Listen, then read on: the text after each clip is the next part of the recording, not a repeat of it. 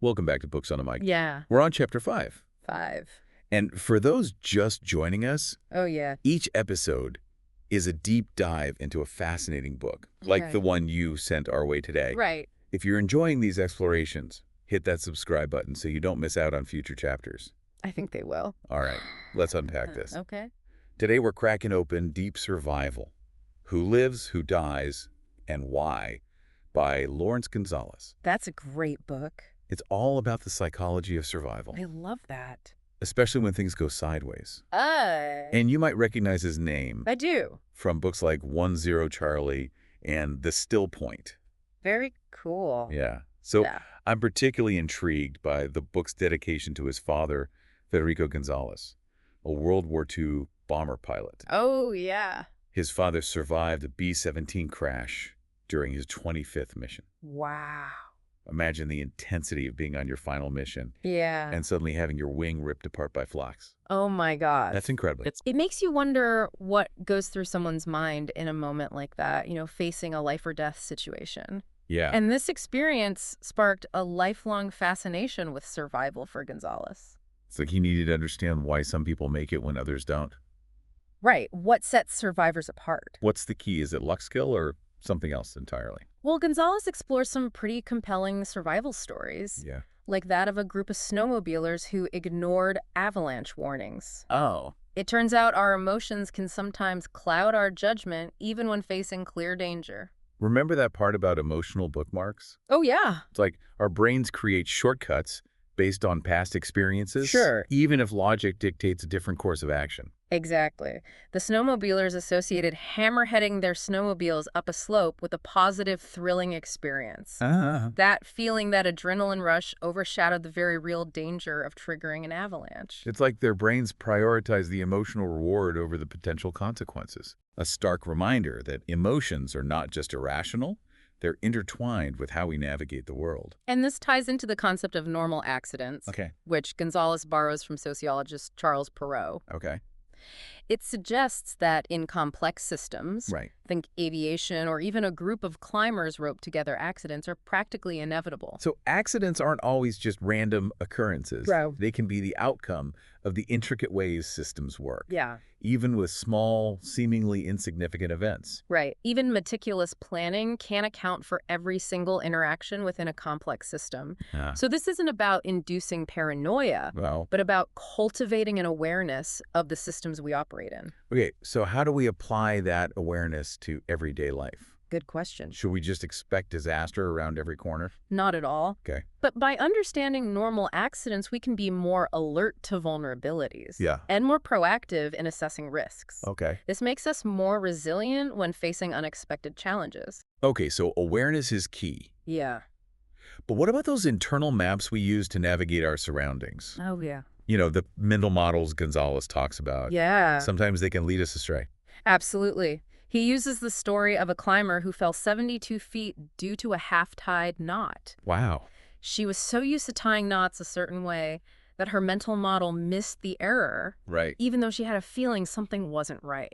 It's like our brains try to match new information with existing patterns. Yes. If something doesn't fit, Yeah. we sometimes force it into the old model instead of updating the model itself. And in the climber's case, her ingrained mental model of a secure knot overrode any feedback that should have alerted her to the mistake. Oh, wow. This sadly happens in various accidents, from wilderness mishaps to aviation disasters. Speaking of missing vital information, Gonzales also highlights these perceptual blind spots we all have. Yeah, like the gorilla. He uses the classic gorilla in the room experiment where participants focused on counting basketball passes in a video completely miss a person in a gorilla suit walking through the scene. I love that example. It's amazing how we can filter out information that doesn't seem relevant to the task at hand. Yeah, But in survival situations, these blind spots could be fatal. absolutely. Gonzales emphasizes maintaining an open and curious attitude, Yeah. especially when stepping outside our comfort zones. Yeah. He compares the controlled environment of a ski resort to the unforgiving nature of the wilderness. Right. In a resort, everything feels manageable, almost predictable. Sure.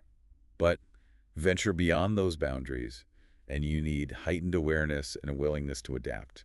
Precisely missing a crucial detail in the wilderness, like a weather change or a subtle danger sign, can have serious consequences. So we need awareness, adaptability, and a good dose of curiosity, it seems.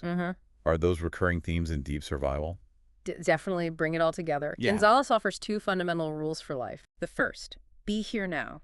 Okay. It emphasizes present moment awareness, constantly updating our mental model with fresh information. That one really resonates with me. It's a good one. It's about being fully engaged with your surroundings, constantly adapting your understanding as new information comes in. Exactly. It means resisting the urge to get lost in thoughts, plans, or anxieties about the future. Instead, we should focus on the present moment and the subtle cues around us. Okay, be here now. Got it. Got it. What's the second rule? The second rule is everything takes 8 times as long as it's supposed to. Huh, that's so true. It's easy to underestimate the time and effort needed for tasks, especially when facing unfamiliar situations or unexpected challenges. This rule reminds us to account for friction for those inevitable delays and hiccups. It's a great reminder that things rarely go exactly as planned, building in that buffer, that extra time and resources can be the difference between a minor setback and a full-blown crisis. So we've got our mental and emotional toolkits prepped. We're aware of those normal accidents lurking around, embracing the here and now, and factoring in 8 times the expected effort. Yeah, that's good. Anything else we should keep in mind? One final thought for you to consider as you navigate the world both literally and figuratively. How do your own emotional bookmarks and mental models shape your decisions? Are you effectively navigating the complex systems you encounter daily?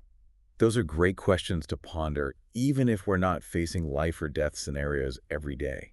Yeah. These principles have surprising relevance to how we approach challenges and make decisions. Right. They're a framework for understanding human behavior and decision-making in any context. Exactly. And what's fascinating is that Gonzales doesn't shy away from the messiness of human psychology. Yeah. He acknowledges we're not always rational and that emotions play a huge role in how we see and react to the world. Yeah, that's so true. That's true. And, it kind of validates those feelings as well, It does. instead of just dismissing them as irrational. Right. And he gives us the tools to work with those emotions, not against them. Yeah, instead of fighting our feelings, we can learn to understand their power Yeah. and use that awareness to our advantage. Precisely. This goes back to that first rule. Be here now. Being present helps us avoid letting those emotional bookmarks completely control our decisions. Yeah. It allows us to see the situation clearly, to notice those subtle cues we might otherwise miss. Okay, I'm seeing how all these pieces connect awareness, emotional intelligence, and adapting our mental models as needed. Crucial stuff for survival, both in the wilderness and in everyday challenges. Absolutely. And it's an ongoing process, Yeah. not a one-time fix. Right. The world is constantly changing. Yeah. Systems are becoming more complex. Uh-huh. So we need to keep learning, adapting, and refining our approach. So we're all lifelong students of survival. We are. Always sharpening our skills and understanding. Exactly. And deep survival emphasizes our remarkable ability to be resilient, to adapt and overcome obstacles. But it also cautions us against complacency, against thinking we've got it all figured out. Right. There's always more to learn. Especially in a world overflowing with information and distractions, cultivating that deep focused awareness becomes even more critical. Absolutely. Gonzales's insights about mental models and perceptual blind spots are so relevant to modern life. We all operate with these internal maps of how the world works, but they're constantly being bombarded with new information, some accurate and some misleading. It's like trying to navigate a city with an outdated map. Exactly. You might end up lost or in the wrong neighborhood. In the wrong neighborhood. Yeah. So how do we escape these mental traps? How do we cultivate a flexible, adaptable mindset, which is so essential for navigating today's complexities? Well, Gonzales offers strategies for overcoming those perceptual blind spots. Okay. One is cultivating curiosity, Ah. that what might I be missing attitude. When we're curious, when we're willing to question our assumptions and look for evidence that might contradict our expectations, we're more likely to notice those subtle discrepancies, those unexpected details that might signal a need to update our mental models. So instead of passively observing the world, we're actively engaging with it, actively searching for new information and insights. And that shift in mindset is powerful when we're actively seeking information, not just accepting our initial impressions. We're more likely to see the situation clearly and make well-informed decisions. Right. I'm also remembering how Gonzales emphasizes humor, Oh, yeah. especially when things get tough. Oh, He talks about how survivors often use humor to cope with stress, Yeah. to gain perspective, and to Yeah. build camaraderie in challenging situations. Yeah. Humor can be like a pressure valve, releasing tension and preventing us from getting bogged down by the gravity of a situation. I love that image of humor as a pressure valve. When things get intense, a well-timed joke or a moment of shared absurdity can help us regain our balance, reconnect with our humanity, and remember that even in tough times, there's room for lightness and laughter. And that lightness, that ability to find humor even amidst chaos can be incredibly empowering. Yeah. It reminds us that we have agency, we're not just victims of circumstance. We can choose how we respond, and sometimes the best response is to laugh, to embrace the absurdity, and use it as fuel to keep moving forward. Speaking of moving forward, I'm ready to dig into those two fundamental rules of life that Gonzales highlights. Okay. He seems to suggest they apply to any challenge we face. Absolutely. These rules offer profound insights into how we can navigate life's complexities with greater awareness, resilience, and even grace. Okay, let's start with rule number 1, be here now. We've touched on this already, but what does it really look like to live by this principle? It's about being fully present and engaged, constantly updating our mental model as new information comes in. Mm. It means resisting the urge to get lost in our thoughts or anxieties about the future. Right. We need to focus on the here and now, on the subtle cues and changing dynamics of the environment around us. That can be a real challenge in today's hyper-stimulated, always-on world with all its distractions and constant demands for our attention. It is, but the more we practice bringing our attention back to the present moment, the better we become at noticing subtle cues and shifts in energy and information that might otherwise pass us by. It reminds me of the F-18 pilots Gonzales describes, Oh, yeah. the ones who can land on aircraft carriers in the dark.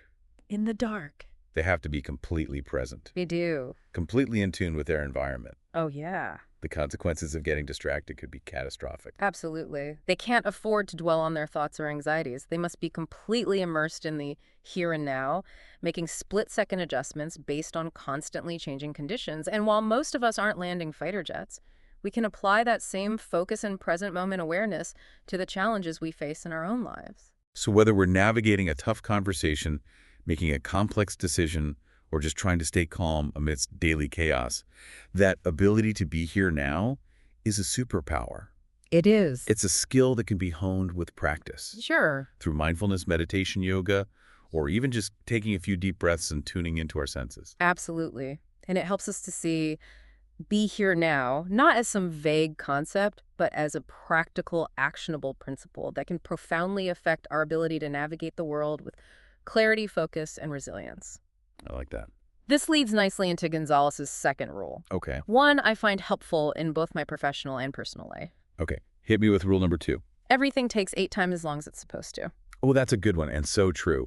I'm always underestimating how long things will take, especially when there are many moving parts or when I'm venturing into uncharted territory. It's a brilliant reminder that things rarely go according to plan. Right. Life is full of unexpected twists and turns. By building in that buffer of extra time and resources, we can turn potential setbacks into opportunities for learning, adapting, and creative problem solving. It's like the saying, expect the best, but prepare for the worst. Exactly. It's not about being pessimistic or focusing on worst-case scenarios. Yeah. It's about acknowledging life's inherent unpredictability and taking proactive steps to mitigate potential risks. So, for example, if we're planning a trip, we might factor in extra time for traffic weather or unexpected detours, or if we're tackling a complex project. Yeah. We might include buffer time for revisions, troubleshooting, or unexpected hurdles. Exactly. And the beauty of this rule is that it applies to everything from navigating rush hour traffic to launching a new business venture. Oh, wow. It's a reminder that friction is a natural part of life. By accounting for that friction,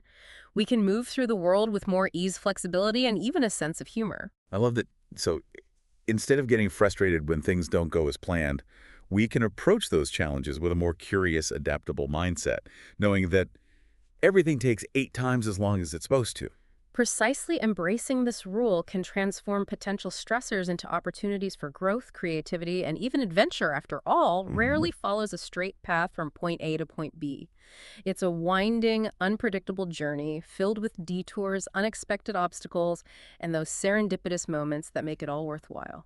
That reminds me of another important concept from deep survival, how our perception of the world often doesn't match reality. Oh, yeah. Gonzales explores how our emotions, expectations, and ingrained mental models can easily influence our perception. Right. You know, the gorilla in the room experiment illustrates how selective our attention can be. Oh, yeah. It's amazing how we can filter out information that doesn't fit our pre-existing beliefs or mental models. It highlights how our brains try to simplify a complex world, creating order out of chaos. While helpful in many situations, this can be misleading, especially in complex dynamic environments. So how do we overcome these perceptual blind spots? How do we train ourselves to see the world more accurately and notice subtle cues that we might otherwise miss?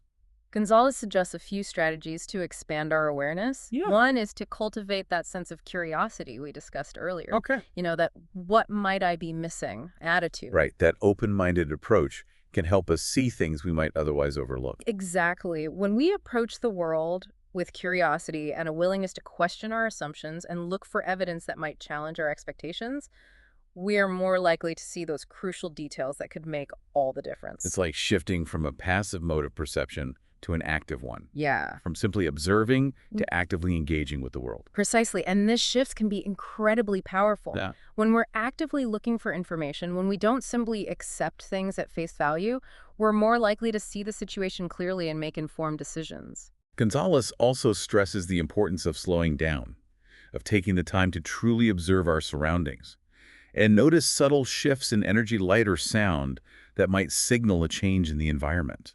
Yes, that's important, especially in our fast-paced, information-saturated world. Yeah. We often rush from task to task, barely taking the time to breathe, let alone truly perceive our surroundings. It's like we're on autopilot, relying on our mental models to navigate the world without actually seeing what's right in front of us. And that can be dangerous, especially when we're dealing with complex or unfamiliar situations. Right. Those ingrained mental models might be outdated, incomplete, or simply wrong. So what does it look like to slow down and truly see the world? It involves engaging all our senses, paying attention to subtle details, the nuances of light and shadow, changes in temperature or wind direction, and sounds that might signal changes in the environment. It's like learning the language of nature, tuning into those subtle cues and patterns that we often miss in our busy lives. Exactly. The more we develop this sensory awareness, the better we become at perceiving potential risks and opportunities. This all ties back to that first rule of life. Yes. Be here now. Be here now. It's about being fully present,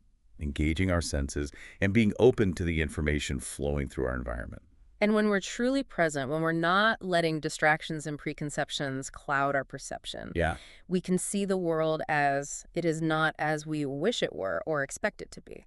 And that clear, unbiased perception is the foundation of deep survival, It is. both in the wilderness and in everyday life. When we see the world clearly and don't let our mental models and emotional bookmarks dictate our decisions, Yeah. we're more likely to make choices aligned with our values, goals, and ultimately our survival. And that, I think, is the core message of deep survival. I think so too. It's not just about staying alive in extreme situations, Right. but about living fully with awareness, intention, and a deep appreciation for the preciousness of life. Beautifully said. And one of the compelling aspects of deep survival is how Gonzalez explores the power of story. Yes, he uses stories to illustrate points, make complex ideas relatable, and connect with readers on an emotional level. And it's not just a stylistic choice. No. It reflects how our brains are wired to learn and remember. Yeah. Stories are powerful tools for transmitting knowledge, inspiring action, and helping us make sense of the world. They allow us to see the world through someone else's eyes. Yeah. To learn from their experiences and gain insights without having to go through those experiences ourselves. Exactly. In the context of survival, stories can teach us valuable lessons, help us recognize signs of danger, and give us strategies for coping with difficult situations. It's like we're building a mental library of survival strategies, drawing on the wisdom and experiences of those who've come before us. Precisely, Gonzalez points out that sharing stories and passing down knowledge from one generation to the next has been fundamental to human survival. And stories can also help us reframe our own experiences, to find meaning and purpose, even in the face of challenges and setbacks. That's a great point. When we weave our experiences into a narrative, when we find a story that gives meaning to our struggles and triumphs, Yeah. we tap into a powerful source of resilience and hope. It's like we're turning those isolated incidents into part of a larger journey, a journey of growth, learning, and self-discovery. Beautifully put, and I think that's a powerful takeaway from depth survival. It's not just about surviving extreme situations. It's about finding meaning and purpose in the everyday challenges we all face. So even when we're not climbing mountains or facing life or death situations, we can use those principles of awareness, adaptability, and resilience to navigate the complexities of life with greater courage, clarity, and a touch of grace. Absolutely. I think that's a powerful message for our listeners. It is. But before we wrap up our deep dive into deep survival, I'd like to hear your thoughts on something Gonzalez discusses near the end of the book. I'm all ears. What caught your attention? He draws a distinction between two environments: the controlled, predictable world we often inhabit, Yeah. and the wilder, more unpredictable realm of nature. Oh, yeah. He suggests that stepping outside our comfort zones into those wilder spaces requires a shift in mindset, I see. a willingness to embrace uncertainty, Okay. and a willingness to adapt. That distinction between those two environments is powerful, Yeah. and it resonates with my own experiences in both realms. I'd love to hear your thoughts on this. What key differences have you observed between navigating those two worlds? Well, the controlled environments we often live in have relatively clear rules Right. and mitigated risks, Uh-huh. leading to a sense of predictability. We get lulled into a false sense of security. Exactly. And this can make us vulnerable when we step outside those boundaries into those wilder spaces where the rules are less defined, the risks are more real, and the unexpected is always lurking. And that's where Gonzalez's emphasis on awareness, adaptability, and emotional intelligence becomes so crucial. Absolutely. In those wilder spaces, we can't rely on those ingrained mental models and habitual responses Yeah. that often serve us well in more controlled environments. Yeah. We have to be more present, more attuned to our surroundings, and more willing to adjust our plans. It's like shifting out of autopilot Yeah. and into a more mindful and engaged mode of being. Exactly. That transition can be challenging, especially for those accustomed to operating in predictable, controlled realms. What advice would you give someone venturing into those wilder spaces, Oh. whether it's a literal wilderness expedition or simply stepping outside their comfort zone? One of the most important things is to cultivate humility, acknowledge that we don't have all the answers, Yeah. and be open to learning from the environment and those with more experience. It's about letting go of that illusion of control and embracing the uncertainty that comes with the journey. Exactly. And it's also about being prepared, Okay. both mentally and physically. It might involve researching, packing the right gear, or simply taking the time to visualize potential challenges and develop coping strategies. It's about understanding that the unexpected is part of the adventure.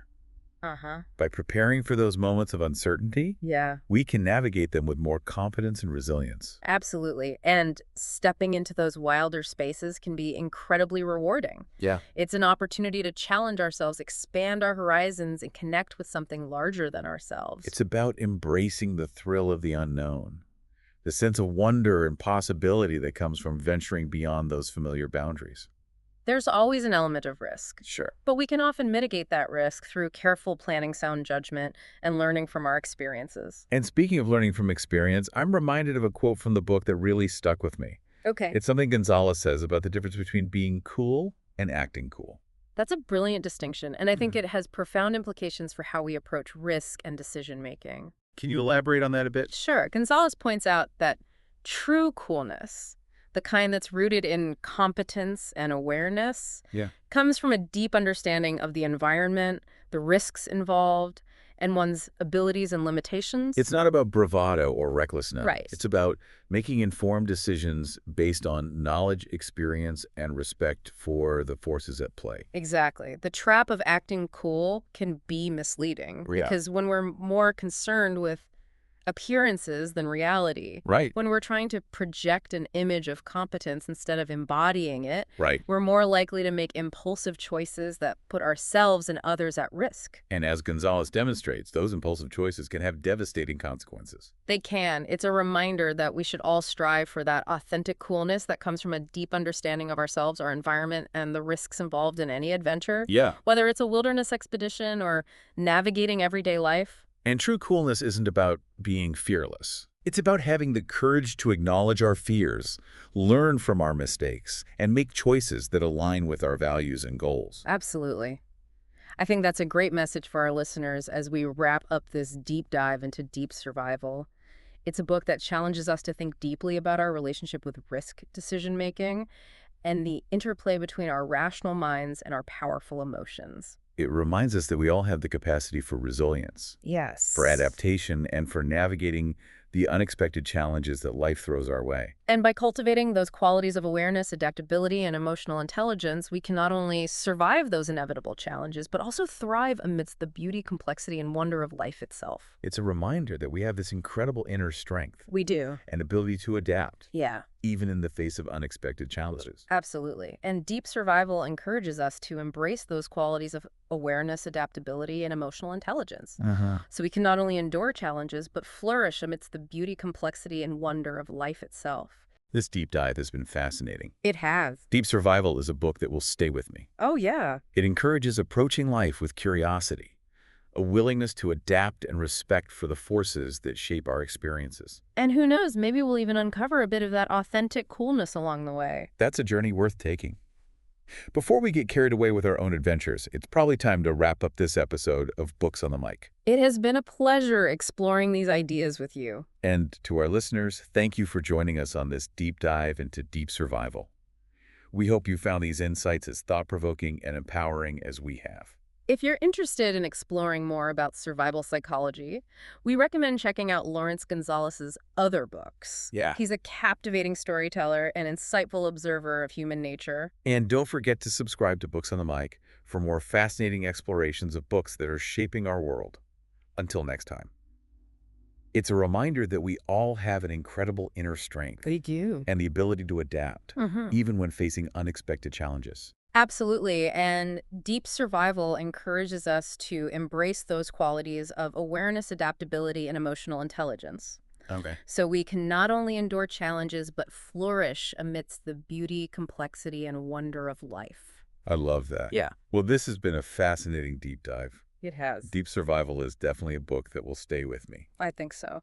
And it encourages us to approach life with curiosity, a willingness to adapt and respect for the forces that shape our experiences. Absolutely. And who knows, maybe along the way, we'll even uncover a bit of that authentic coolness. Maybe we will. All right, well, before we get carried away with our own adventures, Okay.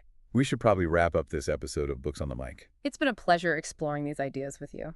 And to our listeners, thank you for joining us on this deep dive into deep survival. Oh, yeah. We hope you found these insights as thought-provoking and empowering as we have. If you're interested in exploring more about survival psychology, you might want to check out some of Laurence Gonzales's other books. He's a captivating storyteller and insightful observer of human nature. And don't forget to subscribe to Books on the Mic for more fascinating explorations of books that are shaping our world. Yes. Until next time.